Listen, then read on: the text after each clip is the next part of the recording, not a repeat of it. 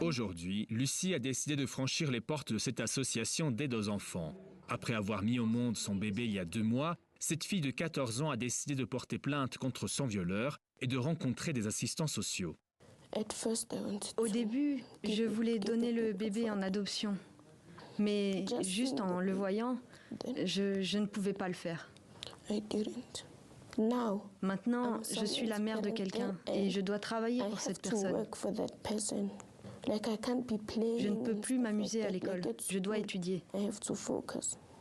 Comme elle, 105 000 filles mineures ont accouché entre mars 2022 et avril 2023. Du jamais vu dans la nation arc-en-ciel. Certaines ont été violées, d'autres ont eu des relations non protégées avec des camarades d'école. Un fléau incontrôlable qui inquiète les autorités et les ONG pour l'avenir de ces jeunes mamans, contraintes de quitter leurs études pour s'occuper des bébés.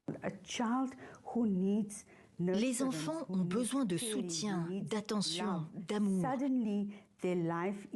Soudain, leur vie se transforme de façon radicale. Beaucoup de ces jeunes filles tombent dans la dépression. Et certaines tentent de se suicider. Nous avons constaté une augmentation des cas.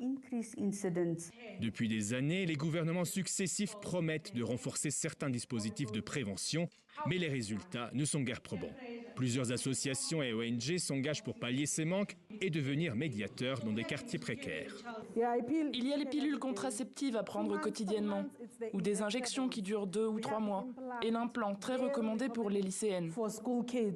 Dans cette école, 5 étudiantes sont actuellement enceintes. On comble un fossé entre ces filles et leurs parents, et également leurs enseignants. La plupart des parents ne parlent pas de grossesse chez les adolescents ou de sexe. Donc nous, on est ici pour parler de ces sujets et montrer qu'elles peuvent avoir accès à des services gratuitement dans des cliniques sans être discriminées. Plusieurs partis du nouveau gouvernement de coalition, dont l'ANC, ont demandé un renforcement de l'éducation sexuelle dans les écoles pour contrer cette hausse alarmante. Ils encouragent également les familles à parler davantage de sexualité avec leurs enfants.